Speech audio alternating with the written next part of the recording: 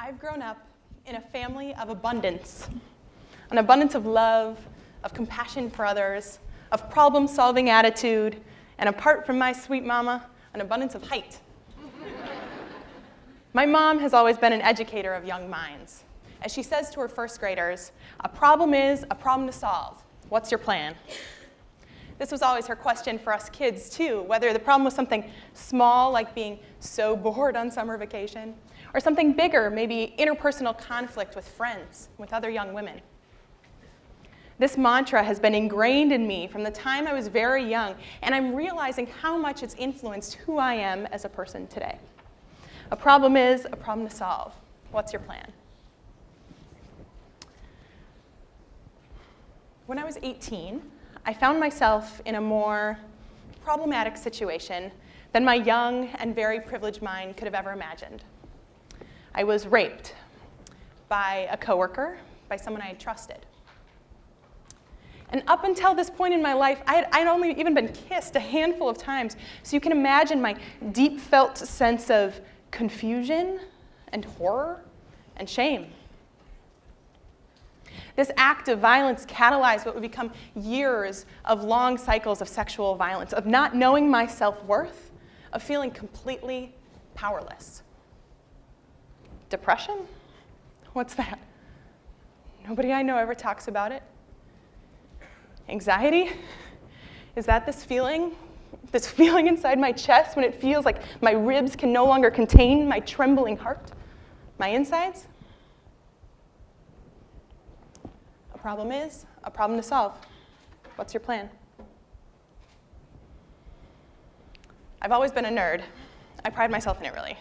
So when I found myself in this unfamiliar territory, navigating these negative thoughts and feelings that no person should find trapped inside their brain, I started doing research. I learned how my brain was reacting to the trauma I'd experienced. I learned that 1 in 3 women will find themselves where I found myself.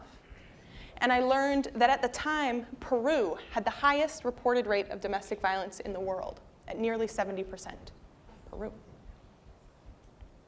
I knew I needed to take action in order to heal, in order to regain some inner strength and sense of agency. And I wanted to connect with other women who had been through the aftermath of this traumatic situation. So I saved up some money, I started traveling. First to Peru, to better understand the cultural context behind that terrifyingly high rate of domestic violence.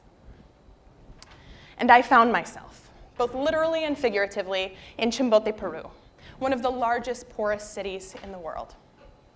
It was here that I met Anita, the social worker for the town, who's worked with thousands of women who've experienced violence.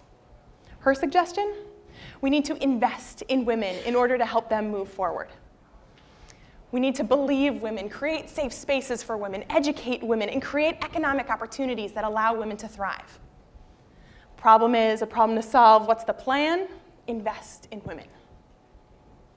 The United Nations states that for every dollar a woman makes, between 80 and 90 cents is reinvested back into her families and communities, as opposed to 30 to 40 cents by men. When women hold the purse string, sales of bread and milk increase, as opposed to alcohol and gambling. And we know that financial insecurity is the #1 reason why women stay in abusive relationships. So when we invest in women, when we create economic opportunities that allow women to thrive, we not only invest in the livelihood of women, but we have the potential to positively transform entire communities. When women are included in a formalized workforce, entire economies grow. When women are educated, child mortality decreases. When women hold leadership positions, organizational effectiveness improves. When women do better, entire communities do better. I've spent years traveling, meeting with women, learning from women on nearly every continent. And this theme still rings true, this need to invest in women. So I started an organization called Fair Anita to create fair trade jobs for women with histories similar to my own. Now we work with 8,000 women in 16 countries, a huge community of women who are strong and talented and hardworking and resilient and determined to not be defined by their circumstances. We need to invest in women. We, as women of different races and places and orientation and abilities, we need to invest in one another. This is how we will all rise together. So after years of working with thousands of survivors around the world, there was this one moment of pure celebration that really solidified it for me. Why we do this? Why invest in women? And the story starts back with Anita in Chimbote, Peru. And she told me about the time that she met a woman named Maritza. As a social worker for the town, Anita would regularly do home visits, and she vividly remembers entering this low doorway and walking down these broken, uneven stairs, and at the bottom of the stairs was nothing more than a worn-out mattress. This is where Maritza and her 4 children lived. And as Maritza lives her life in a wheelchair, her children had to carry her up and down these broken stairs every day. But Anita invested in Maritza and helped her to get better housing. And once Maritza had a safe place to call home, she started teaching herself a marketable skill, jewelry making. It is said that Chimbote, Peru has an 80% unemployment rate. So as a woman living with disabilities, Maritza has struggled to find traditional employment. She knew a lot of her peers were struggling with the same issue. So Maritza mastered the skill of jewelry making and started teaching it to 10 other women with disabilities, using her new home as their workshop. For years, these women would gather 3 times a week making jewelry, even though they struggled to sell it in this poor Peruvian town. But because Maritza invested in these 10 women and helped them grow in their skills and capacity, by the time I got to meet this wonderful group, we were able to formalize an artisan partnership, and now we export their products to the US. So this moment of pure celebration, when these women received their first paycheck.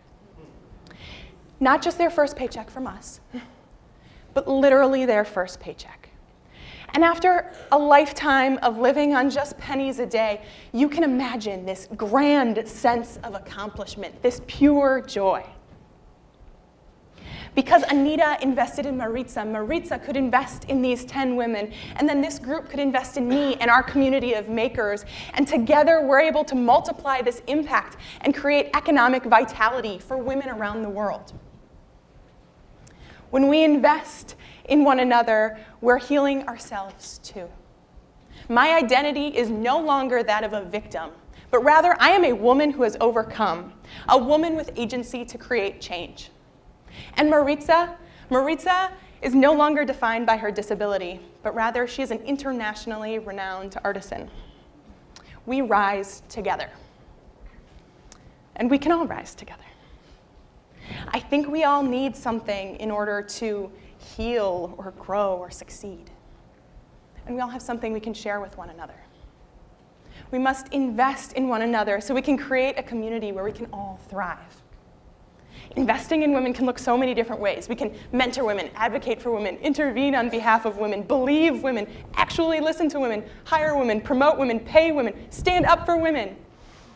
I believe that if every one of us were to intentionally choose to invest in women every single day, even just a small action, but intentionally choose to invest in women, we have tremendous potential to heal one another and to create a far better world. And I know it's true. There was a point in my life where I felt so broken, so out of my own body, like it wasn't even me, like I was free-falling. It has been the hundreds and thousands of hands that have reached out, helped to catch me, lift me, so now I could swear I'm soaring. To them, it might just be a hand. To me, it's my whole world. And this is how we rise. We must create a community that's abundant in love and compassion and celebration so that we can all soar together. I know it's possible. My mom proved it to me. She's the best. By investing in me, my mom compelled me to be better and stronger and invest in those around me. Like she says, a problem is a problem to solve. What's your plan?